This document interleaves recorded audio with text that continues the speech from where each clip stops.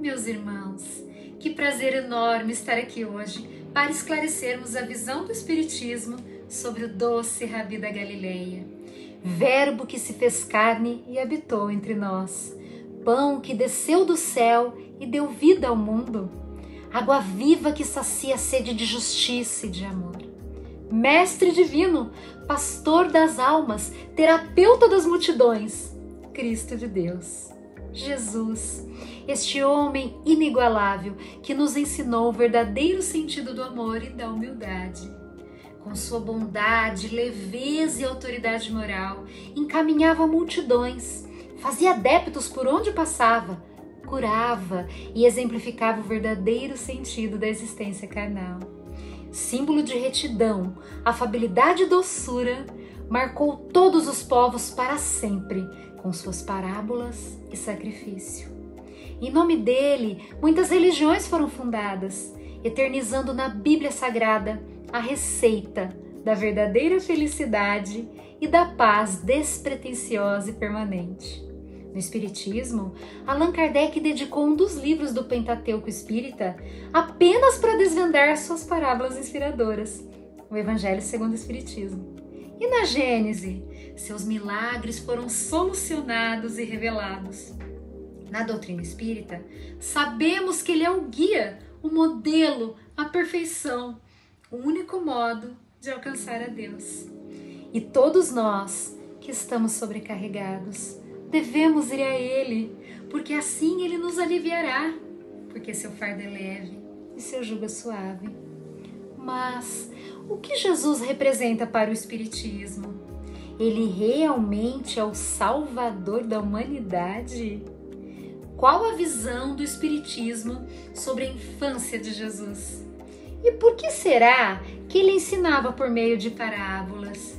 Será que ele volta?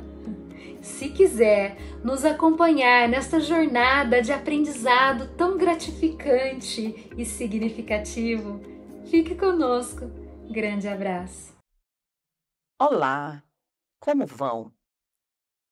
Mais uma vez, é com grande alegria que estamos aqui para apresentar um episódio de Cartas de Luz.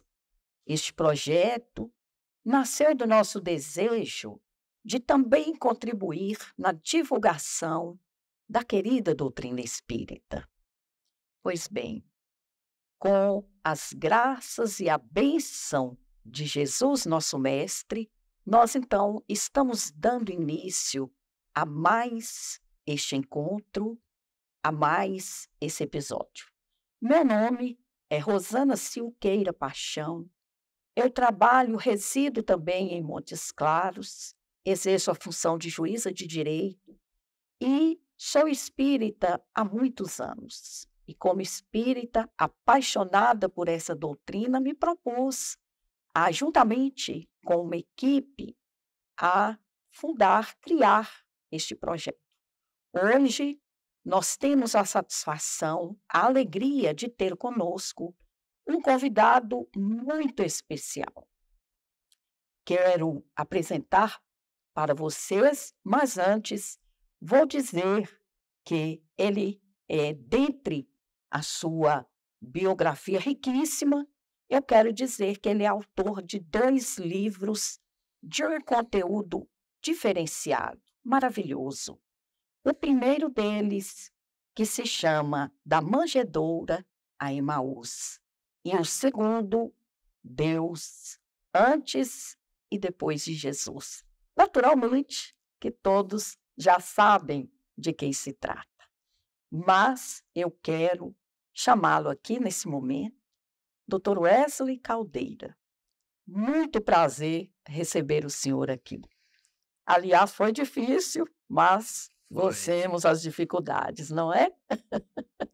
Primeiro, eu fui registrado só com Wesley Caldeira.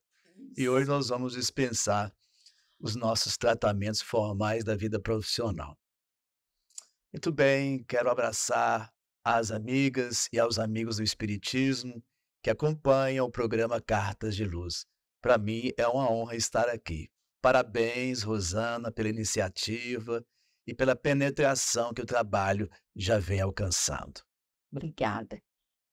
Gente, amigos queridos, Wesley, como ele quer ser tratado, e eu vou tratá-lo assim, por uma questão de respeito, mas o Wesley é defensor público nesta cidade de Montes Claros e atua não só aqui, porque a defensoria tem braços muito grandes, né, na nossa sofrida região norte-mineira.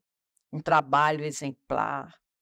Mas é espírita também, desde criança, não é, Wesley? Desde os 20 anos, eu Quase ingressei na juventude espírita da Sociedade Espírita Allan Kardec. Exato. Faz parte ainda do Allan Kardec. E hoje é presidente da AME Municipal, da Aliança Municipal Espírita. Então, é escritor, nós já apresentamos os livros dele. Vale a pena a leitura e mais o estudo, porque, na verdade, são livros são livros de estudo, de pesquisa. E também o Wesley tem um trabalho intenso de divulgação da doutrina espírita. Ele é palestrante, orador, conferencista espírita, nacional e internacionalmente. E é com esta alegria que nós recebemos esta pessoa tão simples, né? Tão assim amável e tão simpática que é Wesley. Wesley, aqui a gente lê a cartinha que nos foi endereçada e depois a gente passa a palavra para você, aí a gente vai pontuando da forma como você achar melhor para proferir as respostas. Muito bem. Então, nós temos hoje uma carta de Francisco Amaro. E Francisco, ele é de Coração de Jesus, que é uma cidade aqui próxima de nós, 40, 50 quilômetros, não é? E ele diz assim: prezada Rosana, sei que você é espírita e também é palestrante espírita. Não sou espírita, mas considero-me cristão, pois venho de uma família católica.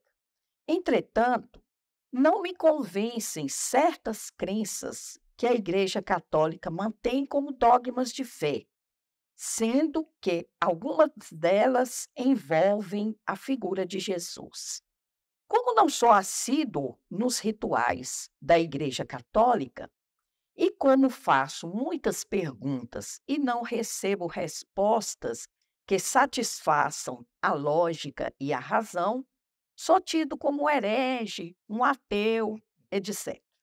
Recentemente, um amigo me propôs assistir com ele um estudo em uma casa espírita, em outra cidade, para evitar constrangimentos em relação à minha mãe, já bastante idosa.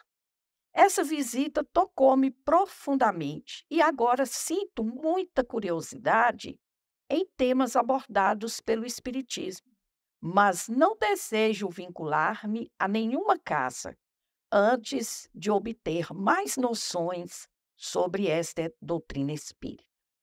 Especificamente, a respeito de Jesus, tenho muitas curiosidades e desejaria esclarecimentos sobre as seguintes questões. Primeira, o que Jesus representa para o Espiritismo? Segunda, o Espiritismo concorda com as demais religiões cristãs que Jesus é o próprio Deus? Terceira, na visão do Espiritismo, Jesus é o Salvador da humanidade? Quarta, o que o Espiritismo diz sobre a infância de Jesus? Jesus tinha irmãos? 5. O que o Espiritismo entende como a concepção de Jesus pelo Espírito Santo? Sexta, por que Jesus ensinava utilizando parábolas? Sétima, ouvi dizer que a história não registrou a data de nascimento de Jesus. Por que então se comemora o seu nascimento no dia 25 de dezembro? Oitava, como a doutrina espírita analisa o denominado fenômeno da ressurreição de Jesus? Nona, Jesus vai voltar Qual a finalidade desta suposta volta? 10ª, como o Espiritismo analisa o conceito de Jesus Cristo, Filho único de Deus? 11ª, finalmente, indique-me leituras e trabalhos onde eu possa buscar mais informações. Certo de sua atenção, despeço-me com votos de paz. Francisco Amaro. Eis a cartinha, com muitas perguntas, não é? E a pesquisa, né, que você está solicitando, eu mesmo já estou te dando 2 caminhos. Os 2 livros do nosso convidado Wesley. Ô Wesley, esteja à vontade. Muito bem. Inicialmente, abraçar o Francisco e louvar a sua iniciativa de buscar uma identidade religiosa.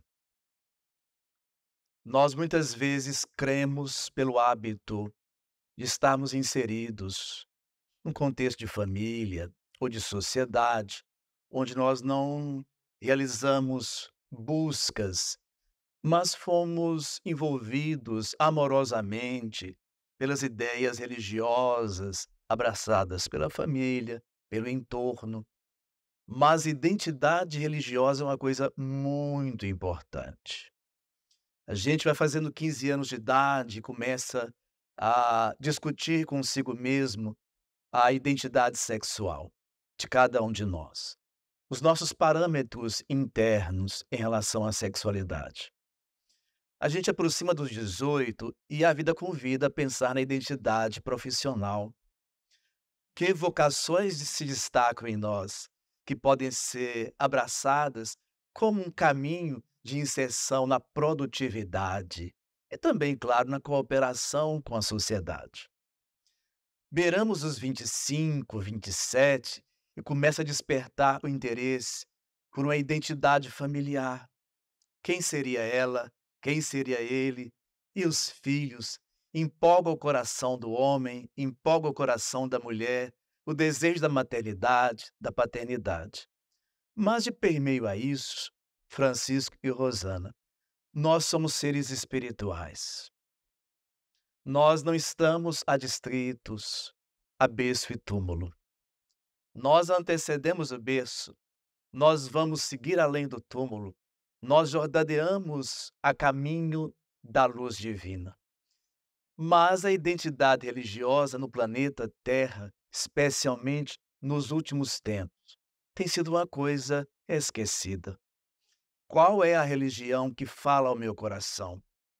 Qual é a religião que me parece um bom travesseiro para as noites difíceis, em que eu possa repousar e ali sentir o recurso do consolo, do esclarecimento, do alento, do fortalecimento da fé? Então, a identidade religiosa, Francisco, é algo muito necessário. E para isso, não basta a gente acompanhar a vocação dos nossos pais ou do meio social, porque cada um de nós é um e necessita especialmente de um conjunto de orientações e de chamados que nos fortaleçam na estrada da vida material. Há algo, entretanto, Francisco, que a gente deve salientar diante das suas colocações iniciais. A fé tem perguntas. Isso é muito bom. Uma religião racional traz ao nosso coração o sustento da ideia, o sustento da experiência, e apenas não nos conclama a crer, mas a saber, e porque sabe, confia. Fé é confiança. Fé, na palavra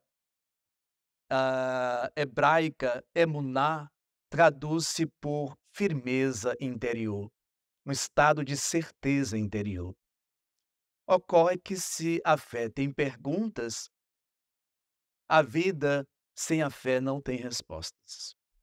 Por isso eu louvo a sua iniciativa e desejo que esse nosso encontro lhe sirva, mas não se restrinja às nossas pobres possibilidades, avanço na literatura. Vamos mencionar aqui e ali, e especialmente ao final, diante da sua última pergunta. Mas, Rosana, qual é mesmo a primeira pergunta Primeira do pergunta, nosso querido Francisco? ele diz o seguinte: o que Jesus representa para o Espiritismo?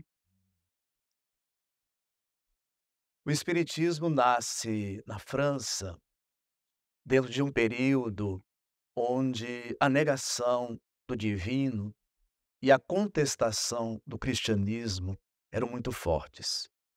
Depois da Revolução Francesa, o catolicismo ele é expulso formalmente do contexto social francês, mas lentamente a mensagem de Jesus vai tornando a sensibilizar o coração daquela pátria tão estimada, a pátria francesa. Quando nasce o Espiritismo, logo na introdução da obra magna da doutrina espírita, o Livro dos Espíritos, nós já ouvimos Allan Kardec referenciar a Jesus de Nazaré. Por vários momentos de O Livro dos Espíritos, nós temos Jesus sendo evocado no sentido de o seu ensinamento ser trazido para fundamentar a ética e a moral espírita. Especialmente, Francisco, na questão 625. O Livro dos Espíritos é um livro de perguntas de um educador direcionando as suas indagações ao mundo espiritual superior. E são os benfeitores do mundo espiritual superior que vão nos responder. Allan Kardec questiona qual foi, para a humanidade, aquele guia e modelo com que Deus tem nos chamado a esse processo que em Espiritismo chamamos evolução. Qual foi a maior referência? Qual foi aquele ser que melhor representou na Terra toda a beleza da mensagem de Deus chamando o coração humano? A resposta foi com a palavra, Jesus. Então, inicialmente, para o Espiritismo, Jesus, ele é um guia, ele é um condutor. Quando Jesus nos evangelhos fala de si, ele nos diz o seguinte: vós me chamais Senhor e Mestre, e bem o dizeis, porque eu o sou. Quando o espírita tem Jesus por guia, não é naquele sentido de um guia espiritual particular, de um ente espiritual místico, é no sentido mais respeitável e venerável possível. Jesus é o guia de todos nós, mas é o guia da humanidade. É um ser que está no apogeu, na plenitude da bondade e da sabedoria. É um ser que evoluiu àquelas condições mais excelsas de amor, de conhecimento e de poder interior de servir. Então, para nós, nesse sentido, ele é o Senhor, ele é o guia. Mas ele também diz que é o mestre. E nós interpretamos o papel de mestre em Jesus como sendo o modelo, aquele espelho de cujas virtudes nós podemos nos espelhar e tentar imitar no cotidiano. Paulo de Tarso falava isso conosco em algumas das suas cartas. É preciso imitar Jesus. Nesse sentido, Paulo também está afiançando que Jesus é um modelo, mestre e modelo. Mas ele é, sobretudo, o conselheiro, o amigo, aquele irmão mais experiente que Deus trouxe a nós como aquele capaz de nos levar a Deus em espírito e verdade. A segunda pergunta, Wesley, ele nos desafia, né, desafia você, com uma pergunta que foi dúvida nossa durante muito tempo. O Espiritismo concorda com as demais religiões cristãs de que Jesus é o próprio Deus? O Livro dos Espíritos, Francisco, ele tem um questionamento de Allan Kardec no item 839, que perquire o mundo espiritual se nós temos legitimidade de questionar as crenças alheias. se é lúcido julgar o pensamento religioso alheio.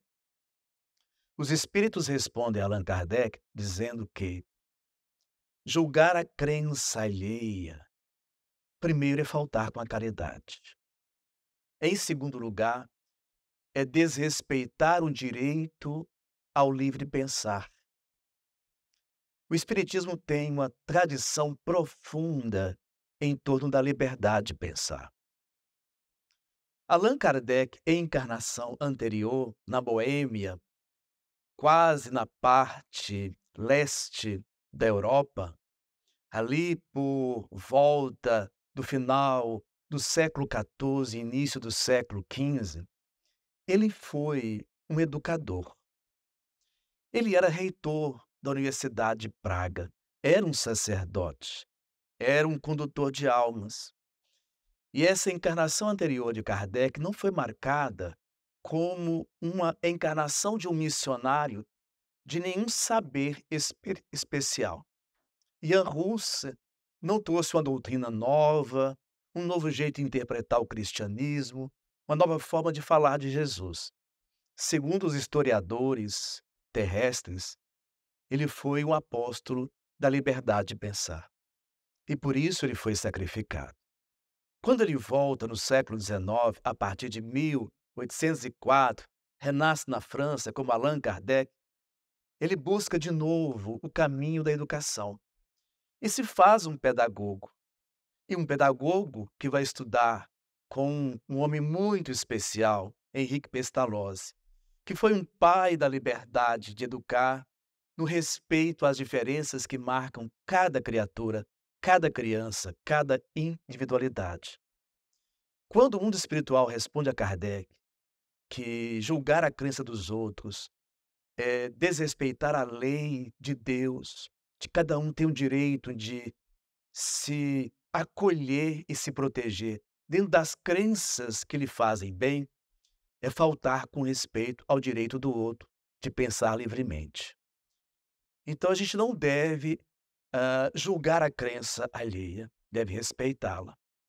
Toda crença que conduz ao bem é respeitável, deve ser apoiada, deve ser estimulada. Todas as denominações cristãs, e são mais de 2.000, catolicismo, protestantismo são nomes gerais, mas cada uma dessas vertentes está subdividida e subdividida e subdividida. Então, toda doutrina cristã, toda denominação cristã leva ao bem. A interpretação dos ensinos de Jesus é algo muito complexo, porque falamos de um ser que, na plenitude do saber e do amor, falou a seres muito embrionários e precisou de muitas figuras de linguagem, muitas imagens comparativas. Então, Jesus teve que adaptar a sua infinita sabedoria à nossa pequenez espiritual de momento. E isso levou a usar símbolos, imagens de época, imagens da religião judaica, imagens do cotidiano do mundo hebreu, do mundo palestino. Então, é preciso hoje, o estudioso, tentar compreender Jesus não só através da interpretação da nossa denominação religiosa, mas da tradição histórica, dos especialistas do mundo antigo, dos estudiosos das línguas da época, o aramaico, o hebraico, o grego koiné, o latim popular de então, porque com isso, o que está posto no texto ganha mais claridade. O Novo Testamento é uma carta de redenção à humanidade, mas escrita por homens sob a inspiração dos Espíritos e a supervisão da onisciência e do amor de Deus. Então, essas doutrinas cristãs interpretam Jesus de várias formas. Eu conheci, por exemplo, no Egito, cristãos etíopes, coptas, que são tradições cristãs lá dos primeiros séculos, do século II, século III, século IV, e eles têm uma forma de conceber Jesus diferente do tal catolicismo tradicional ortodoxo. Eles pensam Jesus diferentemente dos protestantes, dos luteranos, dos evangélicos. Mas no fundo, no fundo, no fundo, todos nós guardamos uma profunda reverência por Jesus.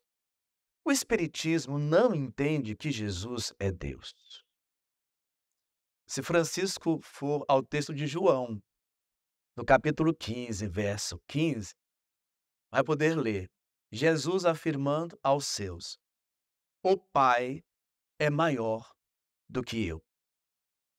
O Pai é maior do que eu. Nos primeiros tempos, os cristãos dos primórdios não entendiam que Jesus é Deus. Mas Jesus passou a ser tratado por uma palavra muito respeitosa, a palavra Senhor. Os hebreus já chamavam a Deus de Senhor há séculos, porque no mundo hebraico, tratar Deus diretamente com o seu nome, que hoje chamamos Yahvé, seria um grande desrespeito. Então usavam substitutivos para o nome de Deus, para Yahvé. E usavam, por exemplo, Adonai, que quer dizer Senhor. Mari, que quer dizer Senhor. Seja no hebraico, seja no aramaico, essas palavras então serviam de substitutos ao nome de Deus. Quando Jesus chega e os cristãos do início querem dignificá-lo, usam essas palavras, Adonai, Mari, Senhor. E com o tempo, a dignidade de Jesus vai sendo confundida com a grandiosidade de Deus. Porque Jesus era tão imenso para nós, nos parecia tão distante. De fato, ele é um ser celeste, mas é um espírito que evoluiu à condição de alma pura, pura de toda mácula, pura de toda a influência da matéria, una com Deus. Por isso, quando ele diz, eu e o Pai somos um, repare, Francisco, ele respeitou o plural, somos. Ele não disse, eu e o Pai sou um. Ele manteve o distanciamento. Nós são seres diferentes. Então, Deus é o Senhor da vida, é o Criador de tudo. Os poderes de Deus são infinitos. Jesus é criatura, mas alcançou a perfeição que um ser finito pode alcançar. Então, Jesus se tornou para a humanidade planetária do nosso mundo, a Terra, o Senhor de corações em evolução, o Senhor de seres em evolução. E mais tarde a cristandade, associando o pensamento cristão, a cultura grega, a cultura romana, vai decretar, no ano 325, com o Concílio de Nicéia, uma cidade da Turquia, hoje Turquia, antes Império Romano, que Jesus e Deus são coeternos. Deus é eterno. E é uma palavra poderosa, um ser que não foi criado. Deus não se autogerou, Deus não foi criado. E Jesus, que é criatura, passa a ser confundido com Deus. Mas, a despeito disso, nós cristãos de todas as denominações, temos nele um grande ser, um grande Filho de Deus. E se uns creem que ele é Deus, o que importa é ouvi-lo e seguir os seus ensinamentos. E nós, espíritas, compreendemos nele uma criatura que se divinizou, que se angelizou no esforço, no trabalho, na ciência, no conhecimento, como aquele que Deus trouxe para nós para servir, como já dizíamos, de modelo e guia. A próxima é Wesley. Estou abrindo aqui. A próxima, ele quer saber se para o Espiritismo, Jesus é o Salvador. E a gente compreende, né, que a gente sempre, eu, por exemplo, quando era católica, né, sempre, Jesus, meu Salvador, né, Rei, Salvador, etc, né? É verdade, a gente tem essa tradição gostosa. É. A igreja é uma benfeitora insuperável da humanidade. Coube à igreja romana preservar dentro dos nossos recursos históricos de época a mensagem de Jesus. Mas imaginemos colocar um oceano num dedal de costureira. Então Jesus transbordou tanto que nós o confundimos com Deus, né? Imaginemos nós aqui concebendo o sol, essa força descomunal que Deus acendeu como estrela para trazer não só o fóton, mas o calor, a vida e todas as condições do mundo. Jesus, naquele tempo de um planeta desesperançado, desesperançado, porque a filosofia grega voou muito alto, mas depois que o grego se tornou dominado pelo bárbaro, a filosofia grega desesperou-se e abandonou a busca do que é as grandes finalidades e se preocupou com outras escolas de filosofia que procuraram dar ao homem um sentido provisório, um caminho transitório, e não mais aquela aventura do homem grego mais clássico de buscar o infinito, de desvendar Deus. Por exemplo, Empédocles foi um filósofo que aprofundou muito na compreensão de Deus. Mas 3 séculos depois, o homem grego só quer paz e, dentro do domínio dos estrangeiros, uma forma de viver sem tanto desespero. Então Jesus chega numa época onde havia muito desespero. Os que pensavam perderam a fé no conhecimento. E os que eram os dirigidos, os homens simples, as mulheres simples, foram perdendo a confiança nos deuses antigos. Então, quando Jesus chega, ele é uma luz que, a cada coração que aquece, renova-o, desperta para a vida e instiga a criatura à busca de espiritualidade. Religião é uma escola com regras, com comandos, com diretrizes. Religiosidade, espiritualidade é uma busca. Com Jesus, nós crescemos muito nessa busca. Então, com essa pergunta, se Jesus é o Salvador, Jesus é o Salvador. É o Salvador do homem desesperado. É o Salvador do homem incrédulo. É o Salvador do homem sem amor. Por isso, Lucas, no seu texto, capítulo 1, quando anuncia que as milícias celestes que vão apresentá-lo aos pastores naquela noite de Belém, vão dizer aos pastores: eis que nasceu hoje para vós um Salvador. Só que a cultura judaica, ela interpretava o Messias Salvador de um outro jeito, como uma força política, uma força material, um homem de comando, um homem de organização política, um ser que não é Deus, mas que vem em nome de Deus devolver a Israel a sua soberania, porque Israel, por quase 1000 anos, é um povo de escravos de outros povos. Esperava-se um Messias bélico, um Messias político. Nesse sentido, Jesus não foi um Salvador, porque ele não resistia aos homens maus. Como ele ensinou, se o homem mau te obriga a caminhar 1000 passos, caminha outros 1000 com ele. Em que sentido? Vamos evitar a violência.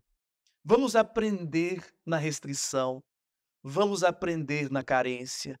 Vamos aprender na não liberdade. Não desistir da liberdade. Não desistir do pão para todos. Não desistir de um mundo melhor. Mas não vamos fazer da violência o instrumento para isso. Então ele não foi um salvador. Quando Paulo começa a pensar sobre Jesus após o encontro de Damasco, ele quer entender Jesus.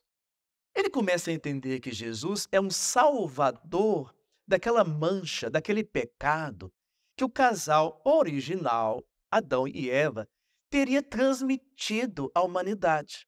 Então, para Paulo, Jesus é um salvador daquele crime de desobediência que Adão e Eva praticam contra Deus e que trouxe à humanidade um miasma de fazer a humanidade viver mais agregada à ignorância e ao mal, e distante da compreensão de Deus. Então, para o Espiritismo, Jesus também não é um salvador do pecado original. Ele é o salvador da nossa ignorância pessoal. Adão e Eva são símbolos, símbolos de nossas fragilidades. Então, para o espírita, Jesus é um redentor dos nossos erros do passado. Jesus é uma inspiração de libertação. Então, se pudermos dizer uma palavra substitutiva de salvação, é libertação. Libertação dos nossos auto-enganos, libertação das nossas ilusões, libertação dos nossos modos de pensar inferiores. O homem acredita que o conhecimento é a grande ponte. É uma grande ponte, mas não é a melhor. Com Jesus aprendemos que o amor é uma ponte superior para o conhecimento superior. É muito mais revelador amar do que ler. É muito mais revelador auxiliar do que estudar. Embora ambas as questões sejam importantes. Então diremos, para fechar esse ponto, Francisco, que Jesus sim é o Salvador, mas num sentido que é diferente do sentido do modelo hebraico e do modelo paulino. Embora os espíritas adorem, não é, Rosana? É verdade. Paulo de Tarso, essa figura incomparável de lidador e divulgador da mensagem de Jesus. Mas nem tudo que Paulo escreveu era possível aceitar à época. Mas diante do que a época permitia, Paulo foi grande. Mas Jesus prometeu uma terceira mensagem, um outro consolador, que só 18 séculos depois tinha condições de nos revelar a verdade. Ele nos pergunta, ou pergunta a você também, o que o Espiritismo fala, né, diz a respeito da infância de Jesus. Foi uma infância comum? E se Jesus tinha irmãos? A ideia de filho único, né? Eu acredito que ele queira se reportar a essa ideia. Nós sabemos que Jesus tem uma família. Os evangelistas não estão fazendo biografias de Jesus. Eles prepararam textos que servissem à divulgação. Na época chamavam de querigma, o anúncio.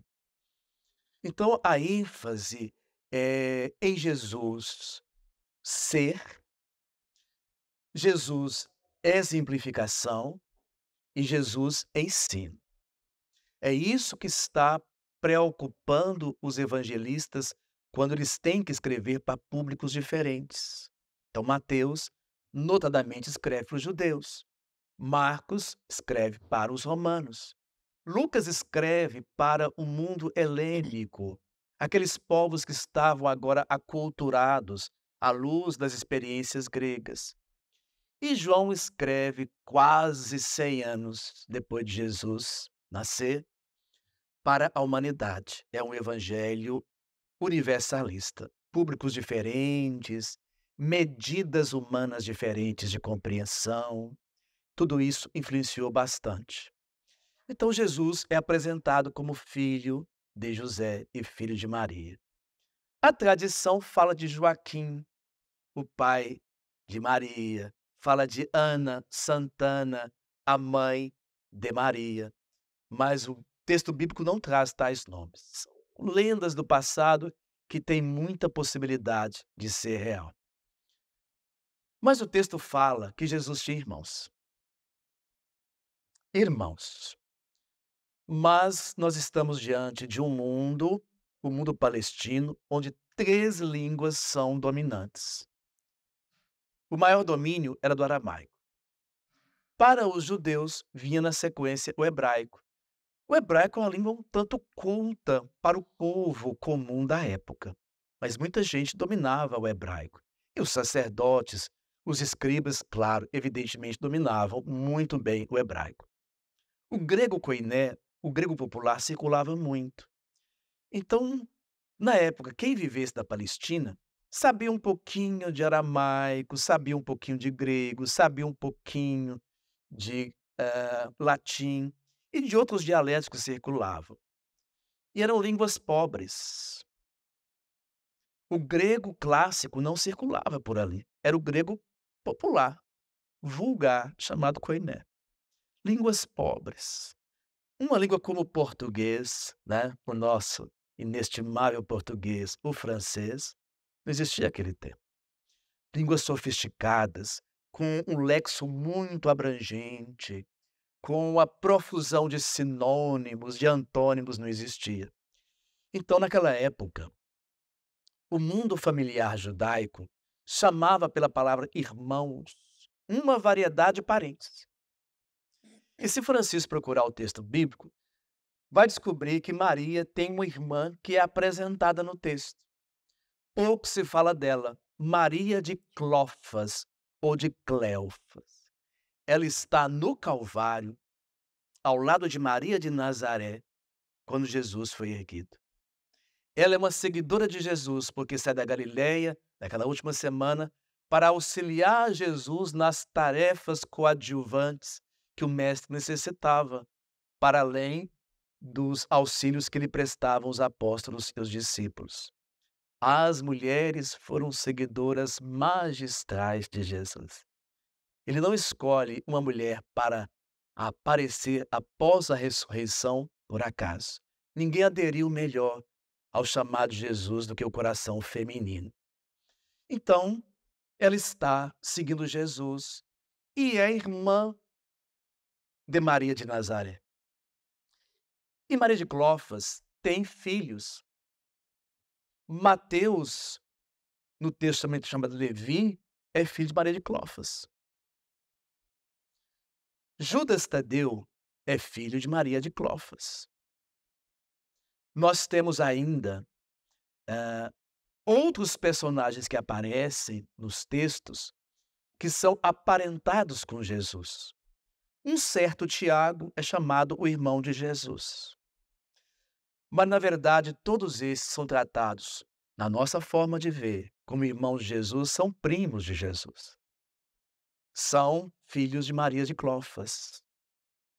E na época chamados irmãos de Jesus, porque o vocábulo à época usado entre os palestinos tanto abrangia os irmãos consanguíneos, filhos dos mesmos pais, quanto os nossos primos, os nossos sobrinhos, todos eram assim chamados. Mas Jesus foi filho único?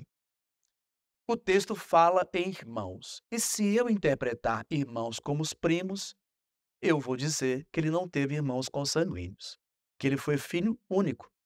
Por isso que o texto bíblico vai dizer que ele foi primogênito, né?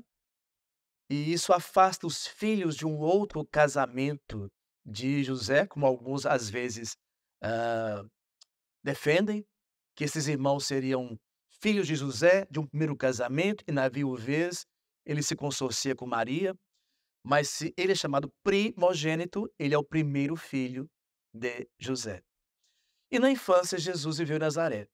Eu tenho amigos espíritas que ficam muito inquietos com isso, Rosana. Porque, Jesus, de onde tirou toda aquela sabedoria que estarreceu o mundo? Jesus é o governador espiritual do planeta.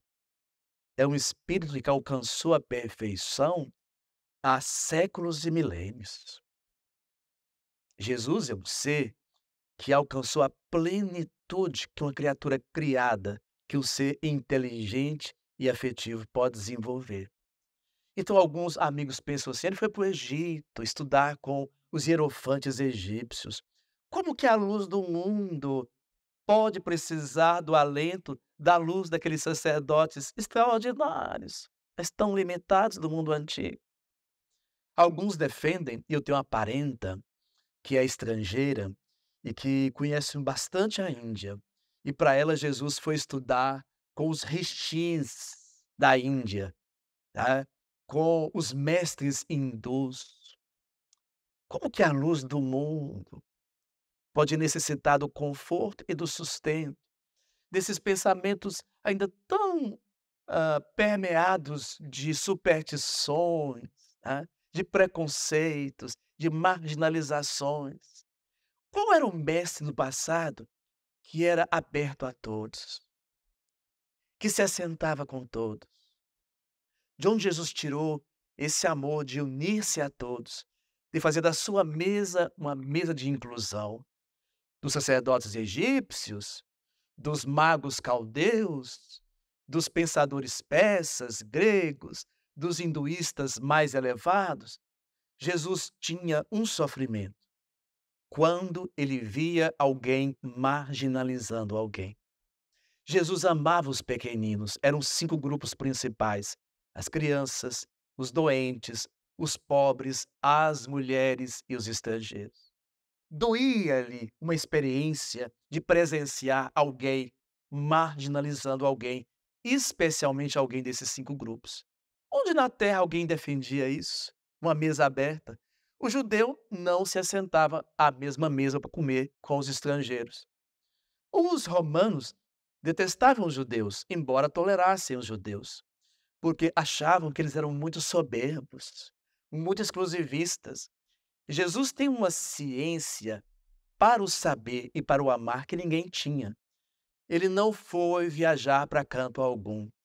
Ele permaneceu em Nazaré, uma aldeia, à época com 500 habitantes, de chão batido, casinhas simples, 2, 3 cômodos. E quando ele alcançou ali os seus 7, 8 anos corporais, foi chamado pela tradição paterna a se associar a José dentro de uma carpintaria. Ele foi, então, conhecido pelas testemunhas do texto bíblico como o carpinteiro. Mas não é ele, o filho de José e Maria, o carpinteiro? Jesus é carpinteiro. E Jesus, Francisco, não passou todos aqueles anos na carpintaria, na humilde Nazaré, gratuitamente. Ele o fez para deixar uma lição para a gente.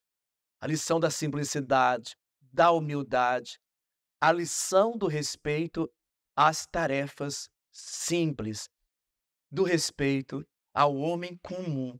Jesus viveu como uma criatura comum, embora seja a luz do mundo.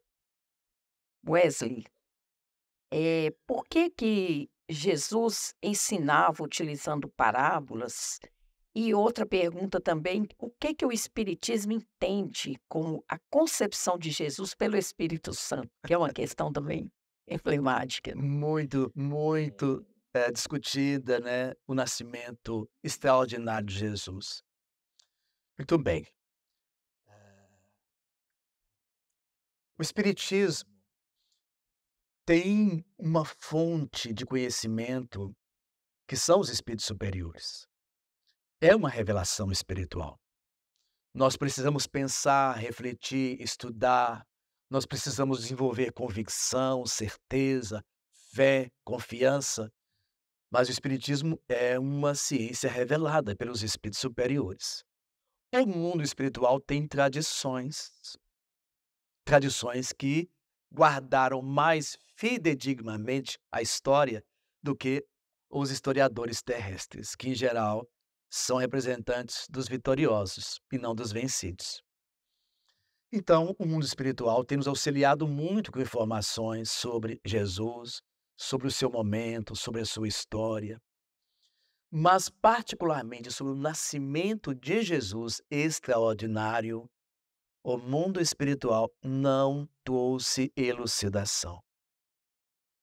Talvez por ser um tema muito polêmico, que polarize demais.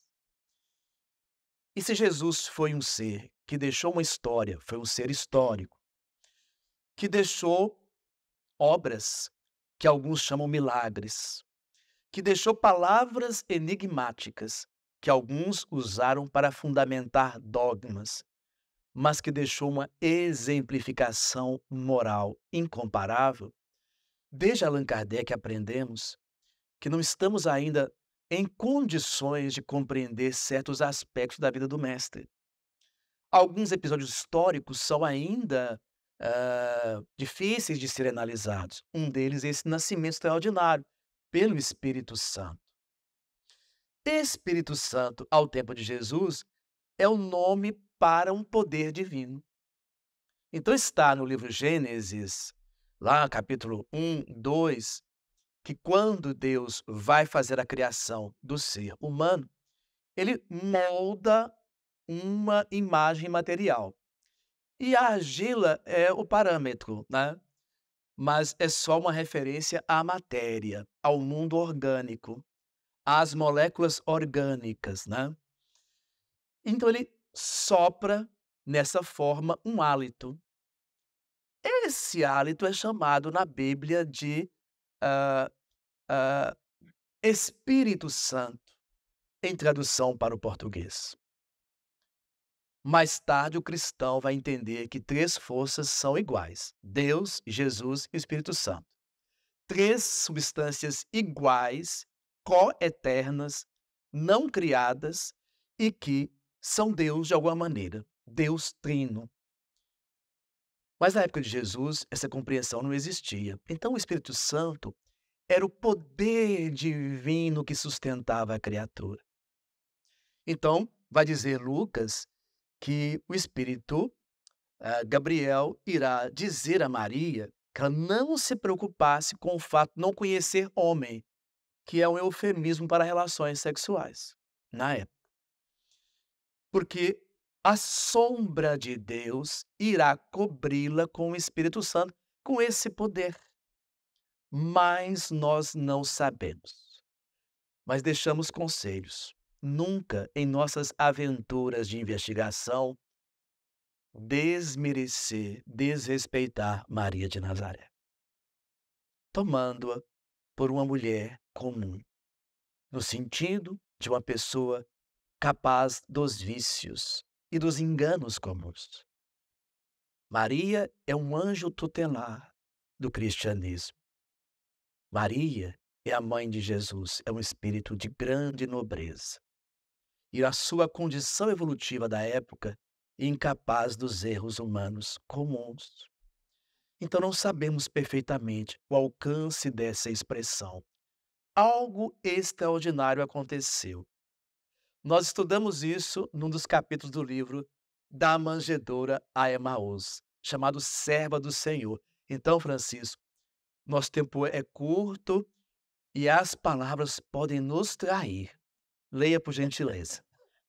Eu li e me encantei com esse capítulo, sinceramente, emocionante. Sugiro a todos que leiam os livros, claro, e esse capítulo em especial, com bastante cuidado, com bastante atenção. Vão se surpreender. Quanta história, né, do nascimento de Jesus, da data do nascimento, você até já fez uma referência aí, né? Consta-se uma data oficial, né, na história. Não foi em dezembro, Exatamente. porque o inverno de Israel pode chegar a 0 grau de novembro até março. Quando eu estive em Israel, eu estive em março. E é um tempo muito incerto. Chegamos numa quarta-feira e um sol lindo na Galileia, porque nós chegamos a Israel através da Jordânia, que é fronteiriça com Israel.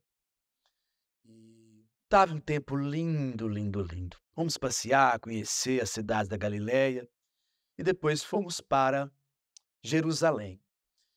E no sábado amanheceu uma Jerusalém geladíssima. Um frio imenso. E um domingo cheio de sol. Então é um inverno muito particular, com muitas alternâncias. De quando em quando, neva em Jerusalém. E as geadas são costumeiras. Então não era esperável que os pastores estivessem no campo, com os animais, pastoreando, no auge de um dezembro muito frio. Provavelmente Jesus nasceu entre abril, o mês de maio, provavelmente. Mas o que houve é que era preciso fixar uma data. Houve várias datas que foram examinadas ao longo do tempo. Por exemplo, janeiro. O dia de Reis, 6 de janeiro, já foi o nascimento de Jesus na história dos cristãos. Mas quando chegamos no século IV, ali entre o ano 320 e 350, dois bispos romanos, o bispo era o líder máximo de cada cidade no cristianismo. Roma não teve papas antes do século VI. Teve bispos. Alexandria tinha bispos, Éfeso tinha bispos, e eram em igual patamar de respeito e autoridade. Em 450, mais ou menos, o bispo de Roma, Leão, diz: mas eu sou mais importante. Eu tenho a primazia, porque Pedro morreu aqui e Paulo morreu aqui. Aí começa um debate largo na cristandade de um bispo exigir ter a primazia sobre os demais. Mas no futuro, isso vai dar vitória aos bispos romanos, e então nasce o papado. 2 bispos fixaram 25 de dezembro, porque havia necessidades. Primeira, a festa das Saturnálias, ao deus Saturno da agricultura, que começava em 17 de dezembro. E era uma festa muito popular, mas pagã. Para fazer a oposição à festa das Saturnálias, 25 de dezembro, que é o auge do inverno na Europa. Provavelmente é o dia mais frio do ano. E dia 25 de dezembro tinha uma outra concorrência grave para o cristianismo. Uma religião muito especial, que veio do Oriente, o mitraísmo, que adorava o sol simbólico, um sol simbólico de Deus. Uma religião que tinha um culto muito parecido com a Eucaristia, a repartição do pão, do vinho, como representantes de um corpo místico, de um ser messiânico que queria vir à Terra. O mitraísmo era amado por até imperadores romanos e tinha uma festa extraordinária dia 25. Então os bispos desse período fizeram a concorrência e colocaram o 25 de dezembro. E não tem problema, é uma bela data, festiva, verdadeira, quanto aos seus verdadeiros princípios. Wesley, nesse tempo curto que nos resta, nós temos ainda a pergunta, né, como a doutrina espírita analisa a ressurreição, a chamada ressurreição de Jesus, e se pergunta também se Jesus vai voltar, né? E se você já respondeu, a questão do Filho único de Deus já está respondida. E depois ele nos pede também, pede a você, para indicar leituras, livros, obras. Vamos tentar sintetizar tudo numa fala só para a conclusão do nosso programa. A ressurreição, a volta e as obras. Eu peço desculpas ao público, porque, de fato, eu gosto muito desse assunto e eu perco a medida, né? E eu adoro escutar sobre Jesus, principalmente Wesley, que é doutor nessa matéria, nesse assunto. Ressurreição é uma palavra, quer dizer ressurgimento. No Novo Testamento, a palavra significa muitas coisas. Quando, por exemplo, Herodes Antipas vai dizer que Jesus é João Batista que voltou dos mortos, vai usar a palavra ressurreição. Mas quer dizer reencarnação, né? Seria a possibilidade. Ou um envolvimento mediúnico, né? De que Jesus seria um ser, né? Que no passado foi João, e João volta numa relação mediúnica com esse ser que era Jesus, o ser histórico. Mas quando Jesus aparece depois da morte, também é tratado como um ser ressurrecto, que ressurgiu. O Espiritismo entende que a ressurreição existe, porque a morte não é o fim. Nós todos ressurgimos da morte, num corpo especial, um corpo espiritual. E a vida material é só um hiato, um interregno da vida verdadeira. Nós viemos do mundo espiritual e voltamos.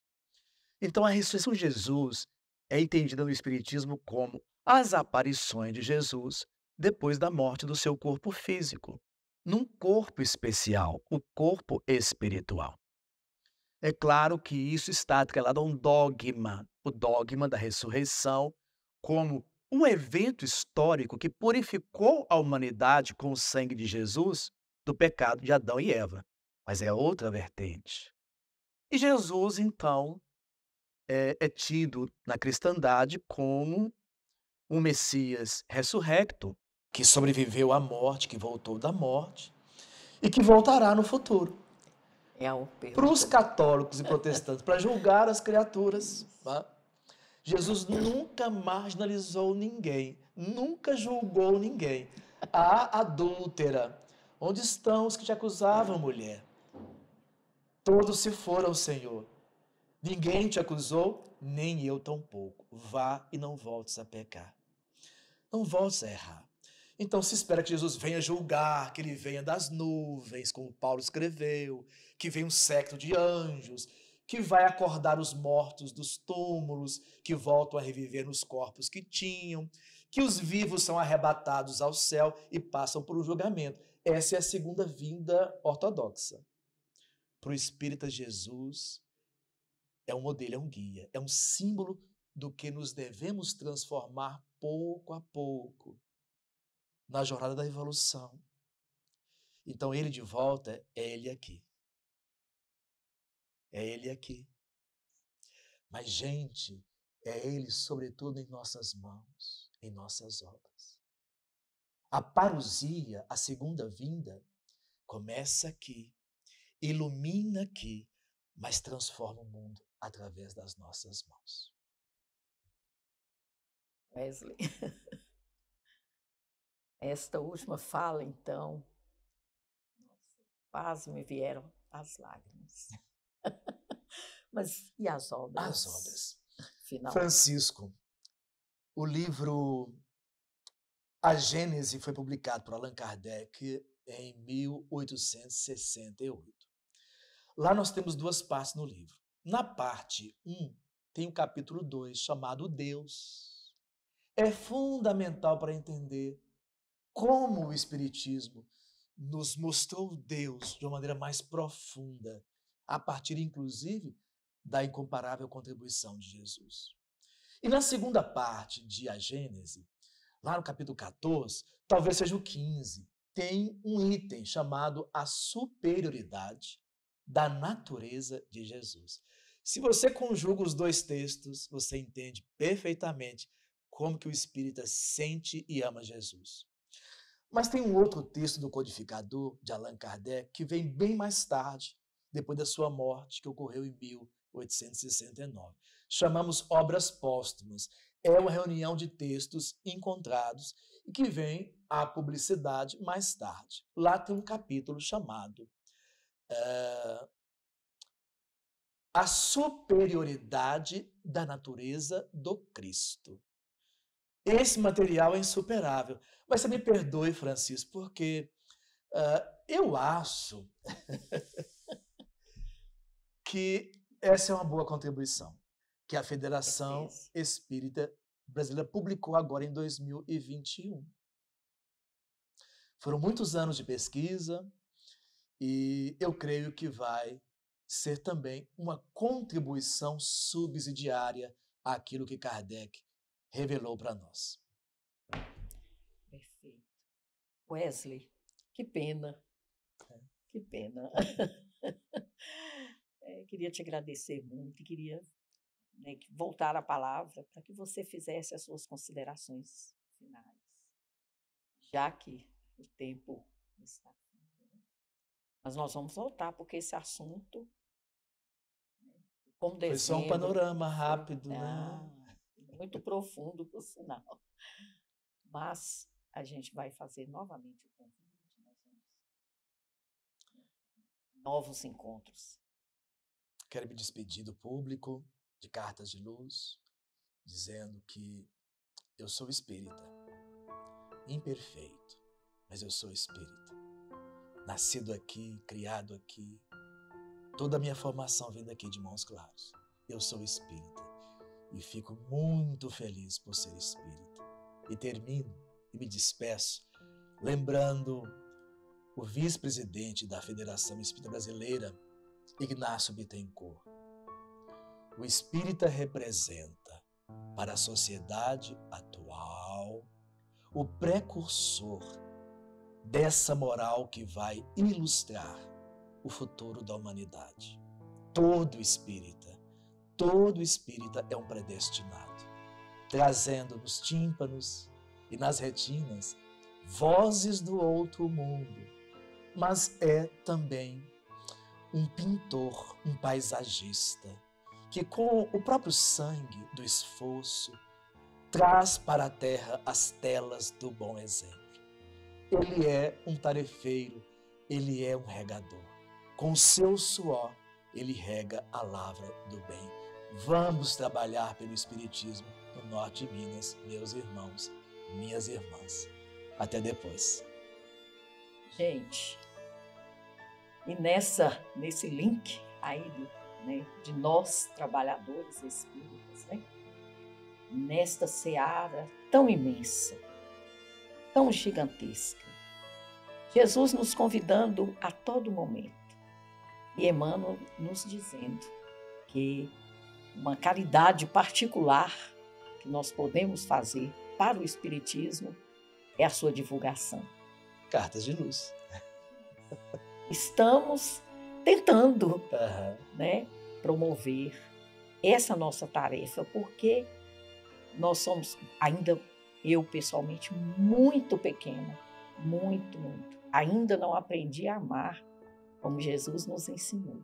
Mas é o óbolo da juíza. Mas é o óbolo, exatamente. Então, muitíssimo obrigada, muitíssimo, Wesley. Muito obrigada a todos os ouvintes, a todos que contribuíram, a toda a equipe de Cartas de Luz, porque é um trabalho pequenino ainda, mas certamente crescerá e frutificará. A bênção de Deus. Muito obrigada, estamos à disposição.